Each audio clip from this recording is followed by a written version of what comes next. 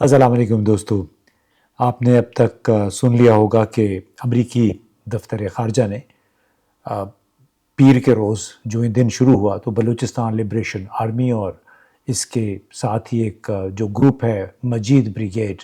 ان کو غیر ملکی دہشت گرد تنظیموں میں شامل کر دیا ہے،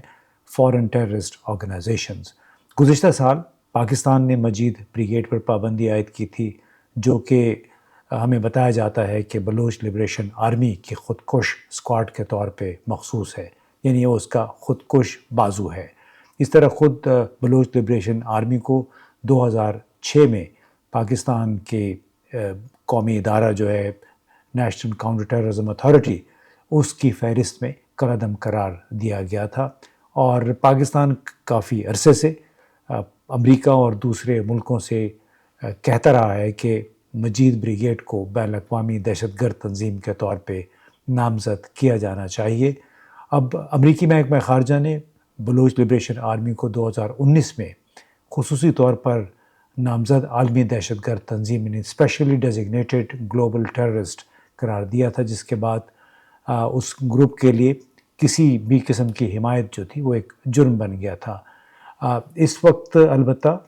اس وقت مجید بریگیڈ کی نامزدگی نہیں ہوئی تھی،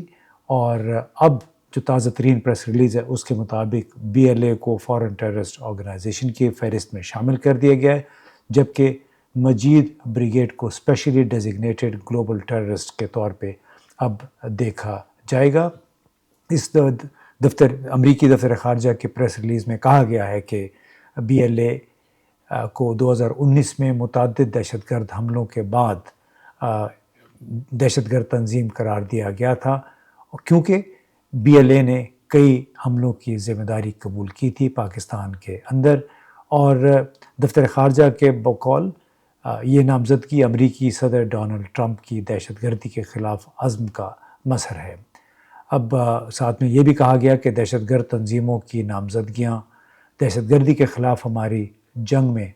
اہم کردار ادا کرتی ہیں، اور اس سے امریکہ کے عزم کا بھی اظہار ہوتا ہے۔ اب بلوچستان لبریشن آرمی کا پس منظر کیا ہے؟ علیحدگی پسند مسلح گروپ ہے جو کہ بلوچستان کے مختلف علاقوں میں، خاص طور پہ بلوچ علاقوں میں بہت زیادہ سرگرم ہے۔ تقریباً 25 سال پہلے اس کا آغاز ہوا تھا، اور یہ مختلف گروپوں سے ہوتا ہوا بالآخر اس کا نام بلوچ لبریشن آرمی پڑ گیا۔ اب اس نے کئی حملے کیے ہیں، ان کی ذمہ داری بھی قبول کی ہے، پاکستانی سیکیورٹی فورسز پر، چین کے بہت سارے ورکرز پہ حملے کیے، گوادر میں، کراچی یونیورسٹی کے باہر، کراچی ایئرپورٹ سے باہر آتے ہوئے کچھ چینی ایگزیکٹوز آ رہے تھے، ان پہ حملہ کیا، اور اس کی باقاعدہ ان حملوں کی ذمہ داری قبول کی۔ 2018 میں کراچی میں چینی قونصل خانے پر حملے میں بھی مجید بریگیڈ اور بلوچ لبریشن آرمی کے لوگ شامل تھے۔ گوادر ایئرپورٹ اتھارٹی کمپلیکس پر جو خودکش حملہ ہوا تھا 2024 میں، اس کی ذمہ داری بھی بلوچ لبریشن آرمی نے قبول کی تھی۔ پھر اس سال مارچ میں آپ نے دیکھا کہ جعفر ایکسپریس جو کہ کوئٹہ سے پنڈی آ رہی تھی،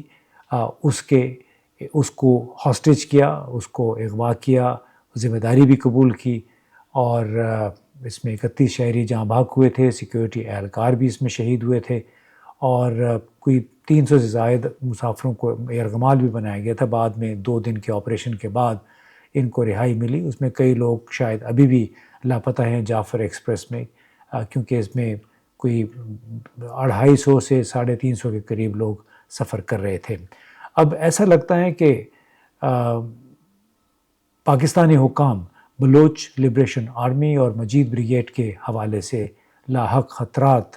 کے بارے میں امریکی حکومت کو قائل کرنے میں کامیاب ہو گئے ہیں۔ گزشتہ 2 ہفتوں کے دوران بلوچ دہشت گرد حملوں میں کم از کم 4 میجر اور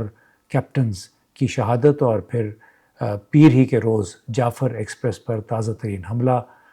جس سے ان کی کچھ بوگیاں ڈیریل ہو گئی تھیں، صورتحال کی سنگینی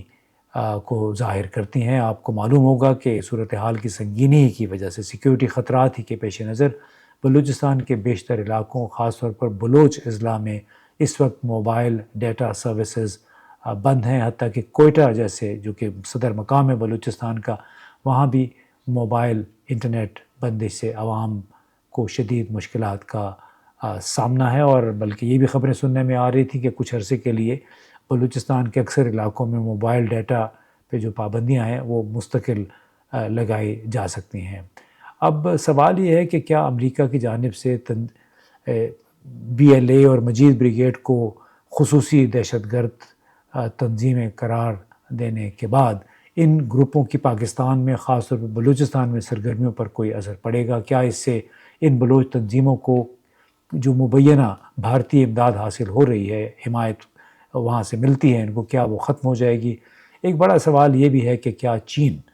بھارتی وزیر اعظم نریندر مودی کے ساتھ بلوچ دہشت گردی کا مسئلہ اٹھائے گا؟ آپ کو معلوم ہے نریندر مودی اس مہینے کے آخر میں بیجنگ کا دورہ کر رہے ہیں، اور بھارتی قومی سلامتی کے مشیر اجیت دوول نے حال ہی میں چین کا دورہ کیا۔ اپنے وزیر اعظم مودی کے دورے کی جو تفصیلات تھیں، جزیات تھیں، وہ طے کرنے کے لیے انہوں نے بیجنگ کا دورہ کیا۔ اب سوال یہ پیدا ہوتا ہے کہ کیا چین براہ راست یا بالواسطہ طور پر بھارت پر دباؤ ڈالے گا کہ وہ ان بلوچ گروہوں سے خود کو پیچھے ہٹا لے جن کی وہ مبینہ طور پہ حمایت کر رہا ہے، کیونکہ آپ کو معلوم ہے کہ بلوچ لبریشن آرمی، مجید بریگیڈ، بلوچ لبریشن فرنٹ، ان تمام گروہوں نے کھلم کھلا یہ اعلان کر رکھا ہے کہ چین جن منصوبوں پہ پاکستان میں کام کر رہا ہے وہ وہاں سے پیچھے ہٹ جائے، کیونکہ یہ منصوبے ان کے مطابق بلوچ عوام کے لیے نہیں ہیں بلکہ ریاست پاکستان کی سیکیورٹی فورسز کے لیے ہیں۔ تو انہوں نے اس حوالے سے، آپ کو معلوم ہے کہ کوئی 23 کے قریب چینی جانیں اب تک ضائع ہو چکی ہیں گزشتہ 4-5 برسوں کے دوران مختلف حملوں میں، اور اب